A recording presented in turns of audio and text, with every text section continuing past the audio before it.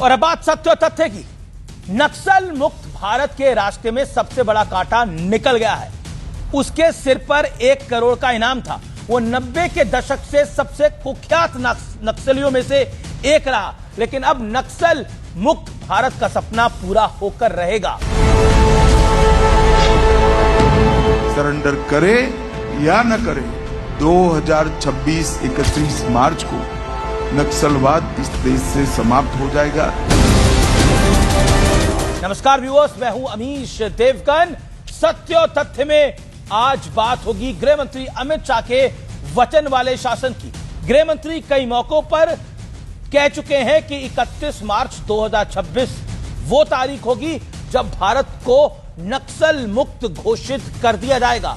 शुरुआत में अमित शाह इस दावे पर यकीन करना थोड़ा मुश्किल जरूर लगा होगा, क्योंकि इससे पहले सरकार में बैठे लोगों की अप्रोच सिर्फ और सिर्फ बयान तक सीमित रहती थी।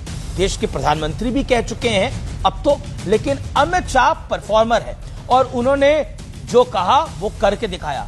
जिस रफ्तार से नक्सली भारत से विलुप्त हो रहे हैं, उसे देखकर लगता है कि शायद मार्च से पहले ही नक्सलियों का संपूर्ण काम तमाम हो जाएगा, क्योंकि गृह मंत्री के वादे के रास्ते में खड़ी एक बहुत बड़ी अड़चन, एक बहुत बड़े रास्ते का कांटा अब निकल चुका है, क्योंकि नक्सली हिडमा मारा जा चुका है।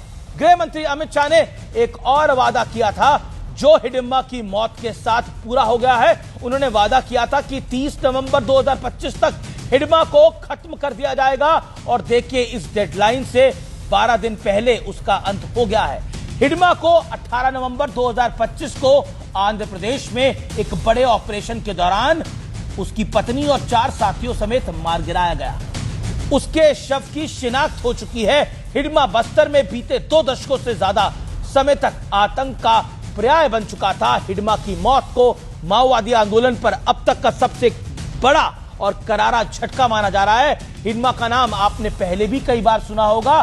साल 2010 में उस वक्त देश का बच्चा बच्चा जान चुका था, जब छत्तीसगढ़ के दंतेवाड़ा में सीआरपीएफ के काफिले में पर नक्सलियों का हमला किया गया। इस पे 76 जवान मेरे शहीद हो गए थे। ये बात करते हुए मैं इमोशनल हो रहा हूं। इंडियन सिक्योरिटी फोर्सेस पर यह सबसे बड़ा हमलों में से एक था, और हिडिंबा उस हमले का मुख्य किरदार था, यानी मास्टरमाइंड था। हिडिंबा को कम से कम 26 बड़े अटैक्स का मास्टरमाइंड माना जाता है। 2010 के बाद सबसे बड़ा हमला हिडिंबा के नाम आता है, वो है 25 मई 2013 की झीरम घाटी में हुआ वो नरसंहार। उस हमले में 27 लोग मारे गए थे। वो ऐसा हमला था जिसमें छत्तीसगढ़ कांग्रेस के करीब करीब पूरी लीडरशिप समाप्त कर दी गई थी। उसके बाद भी कांग्रेस ने कुछ नहीं किया था।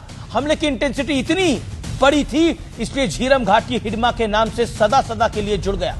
इसके बाद 3 अप्रैल 2021 को सुकमा में 22 सुरक्षा बलों पर हमला कर शहीद कर दिया गया। हिडिंबा पीपुल्स लिबरेशन गोरिल्ला आर्मी की बटालियन नंबर 1 का चीफ था। इसे नक्सलियों की सबसे खूंखार और घातक स्ट्राइक यूनिट माना जाता था।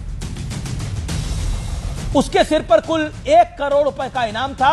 इसमें केंद्र की तरफ से 45 लाख और छत्तीसगढ़ सरकार की तरफ से 45 लाख और आंध्र की सरकार की तरफ से 10 लाख रुपए घोषित कर दिए गए थे। हिडिंबा का मारा जाना बहुत बड़ी कामयाबी है, क्योंकि दशकों तक वो अदृश्य रहकर भारत को घाव पर घाव देता रहा। उसका ना कोई सटीक ठिकाना मिलता है और ना ही उसके किसी रूट की जानकारी होती थी। लेकिन गृह मंत्री अमित शाह ने जिस कुशलता और कौशलता के साथ एजेंसियों के साथ मिलकर नक्सलियों के खात्मे वाले प्लान का नेतृत्व किया है, उसकी वजह से देश ने अब रेड टेरर बीते कल की बात होने वाला है। भारत के 2 दुश्मन यानी आतंकवाद और नक्सलवाद में एक नक्सलवाद अब नर्क के द्वार पर खड़ा है, और इसके लिए लगे मात्र 11 साल और मजबूत फैसले करने और मजबूत इच्छा शक्ति वाली सरकार। नहीं तो आजादी के बाद से न जाने कितनी सरकारें आई और गई, लेकिन नक्सलवाद की समस्या जस की तस बनी रही। लेकिन प्रधानमंत्री मोदी और गृह मंत्री अमित शाह ने दिखा दिया कि अगर कोई चाह ले तो वाकई आसमान में सुराग हो ही सकता है। और सोचिए, कांग्रेस के साथ झीरम घाटी में जो नक्सलियों ने किया था, उसके बाद कांग्रेस का बदला भी इसी सरकार ने लिया, नक्सलियों को मौत के घाट उतार कर।